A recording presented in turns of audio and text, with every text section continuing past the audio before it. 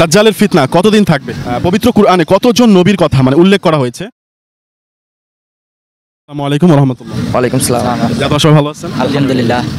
Basically আপনাদেরকে 5টা question করা হবে। সো আপনারা যদি উত্তর দিতে পারেন আমাদের পক্ষ থেকে ছোট্ট একটা পুরস্কার আছে। সো আপনাদের জন্য প্রথম প্রশ্ন হচ্ছে দাজ্জালের ফিতনা কতদিন থাকবে?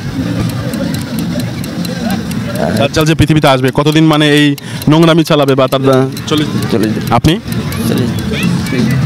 এটা নিয়ে নিব নিয়ে নেন।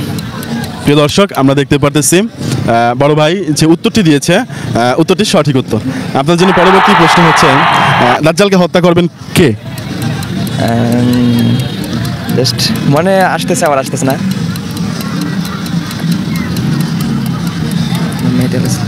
ইমাম মেহেদী আলাইহিস সালামের পরে যে নবী আর কি অপশন দিব? বলেন। হ্যাঁ, অপশন দেন। অপশন দিলে তো এটা বাইরেই যাবে না, একজন নবী আর কি। হ্যাঁ, নাম কি বলে? অপশন দিবেন। মুসা নাকি ঈসা? ঈসা আলাইহিস সালাম। দর্শক, প্রিয় ভাই এবার যে উত্তরটি দিয়েছে এবারের উত্তরটিও সঠিক উত্তর। আপনার জন্য পরবর্তী প্রশ্ন হচ্ছে কোন শহরে এমন একটা জায়গা থাকবে যেখানে দাজ্জাল প্রবেশ করতে পারবে না, সেটা কোন শহর? আফগানিস্তান বা ইমাম মেহেদী আলাইহিস সালাম যেই জায়গায় নামবে ওইটাই। আপনি বলেন। মক্কানগরী। আপনি? মক্কানগরী। আপনি? মক্কানগরী হতে পারে। হ্যাঁ, জি জি। এগুলো নিয়ে নিব।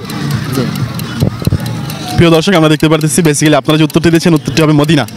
হ্যাঁ, উনি হচ্ছে মদিনাতে কোনো প্রবেশ করতে পারবে না। আচ্ছা, আপনাদের জন্য পরবর্তী প্রশ্ন হচ্ছে দাজ্জালের কোন চোখটি অন্ধ থাকবে? দাজ্জালের তো একটা চোখই থাকবে। একটা চোখ তো অন্ধ থাকবে। অবশ্য বাম চোখ হবে। আর আমি শুনছি দাজ্জালের নাকি মাথায় একটা চোখ থাকবে শুধু। হ্যাঁ হ্যাঁ, থাকবে তো। তো ওইটাই। দুই চোখ থাকবে, যে কোনো একটা চোখ অন্ধ থাকবে।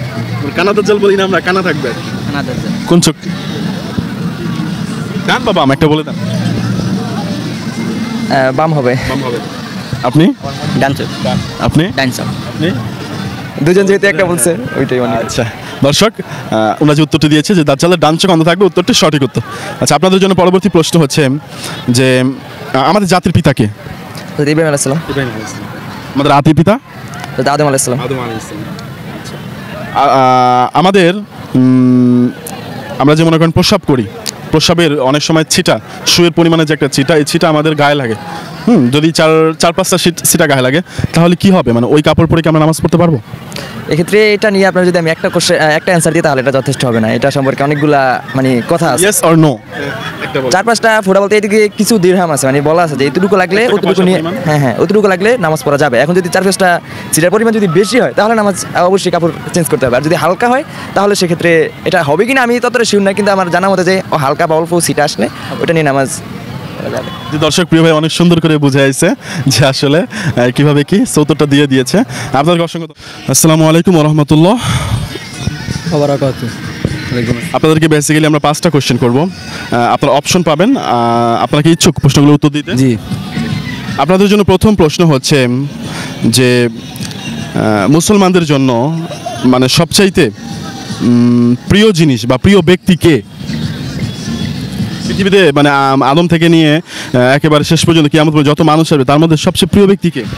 আমাদের নবী হযরত মুহাম্মদ সাল্লাল্লাহু আলাইহি সাল্লাম। আপনি? রাইট। আমাদের নবী। হ্যাঁ। দর্শক, উনি যে উত্তরটি দিয়েছে উত্তরটি সঠিক উত্তর। আচ্ছা, আপনার জন্য দ্বিতীয় প্রশ্ন হচ্ছে কোন নবী পিতা নাই, তার পিতা ছাড়াই তিনি জন্মগ্রহণ করেছেন? নবীর নাম বলতে পারবেন? না। আপনি পারবেন? হ্যাঁ, এটা বলতে পারলাম। আমি অপশন দিই।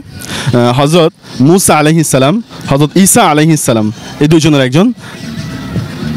হযরত ঈসা আলাইহিস সালাম। ঈসা আলাইহিস সালাম। আপনি? ঈসা আলাইহিস সালাম। এটা নিয়ে নিব। জি। বুঝছেন? কিন্তু দর্শক, আমরা দেখতে পারতেছি ওনারা যে উত্তর দিয়েছে যে হযরত ঈসা আলাইহিস সালাম তিনি পিতা ছাড়াই জন্মগ্রহণ করেছেন, উত্তরটি সঠিক উত্তর। আপনাদের জন্য পরবর্তী প্রশ্ন হচ্ছে পবিত্র কুরআনুল কারীমের সবচেয়ে বড় সূরা কোনটি? সূরা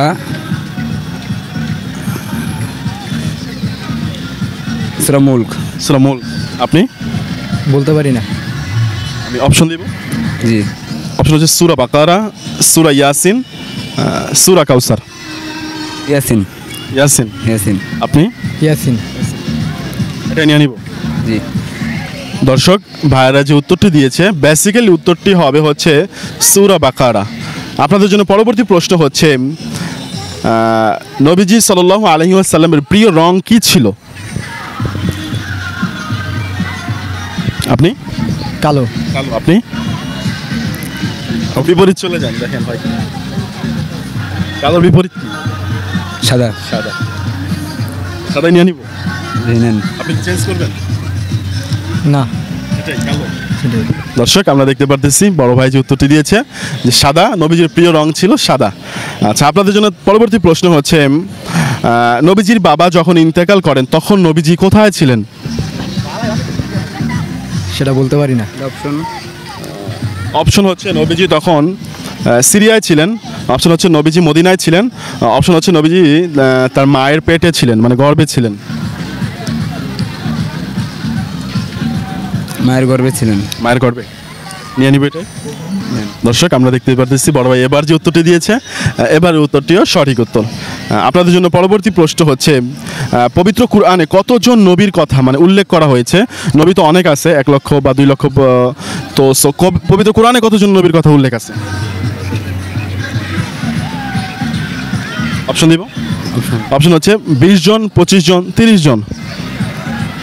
20 জন। 20 জন। আপনি? 25 জন। 25 শিওর? শিওর। আপনি 20 জন চেঞ্জ করবেন না? 25 জন বা 30 জন? না 20 জন। প্রিয় দর্শক আমরা দেখতে পারতেছি এবার এই ভাই যে উত্তরটি দিয়েছে 25 জন নবীর কথা কোরআনে এসেছে, উত্তরটি সঠিক উত্তর। আপনাদেরকে অসংখ্য ধন্যবাদ আমাদের চ্যানেলে অংশগ্রহণ করার জন্য। যেহেতু আপনারা আমাদের চ্যানেলে অংশগ্রহণ করেছেন এবং বিচ্ছিন্ন উত্তর দিয়েছেন, সো আপনাকে মানে অংশগ্রহণ করার জন্য আর কি এই ছোট্ট একটা পুরস্কার আপনাদেরকে দিচ্ছি প্লিজ। এবং এ ধরনের অনুষ্ঠান মানে সমাজে কেমন, মানে ভালো? ভালো, জি ভালো, এটা ইসলামের পথে, এটা ভালো। আচ্ছা, আপনি কি চান যে ইসকন বাংলাদেশ থেকে নিষিদ্ধ হোক? কোনটা? ইসকন, এই যে হিন্দুদের যে একটা ইসকন আছে না, যে মুসলিম হত্যা করে ইসকন, বর্তমানে ফেসবুকে অনেক ভাইরাল। আপনি কি চান যে ইসকন বাংলাদেশ থেকে নিষিদ্ধ হোক? জি নিষিদ্ধ হোক। আচ্ছা, আপনি কি বলতে পারবেন যে আমরা কি কোনো হিন্দুদের উপর কি কোনো অন্যায় অত্যাচার বা সংখ্যালঘু হিসাবে নির্যাতন এগুলো কি করি? না, আমার জানা মতো আমি দেখিও নাই, আমরা করিও না। হিন্দু ফ্রেন্ড আছে আমাদেরও, আমরা তো করি না তাদের সাথে কিছু। বরং আমরা ভাই ভাই মনে করি। ভাই ভাই মনে করি, জি।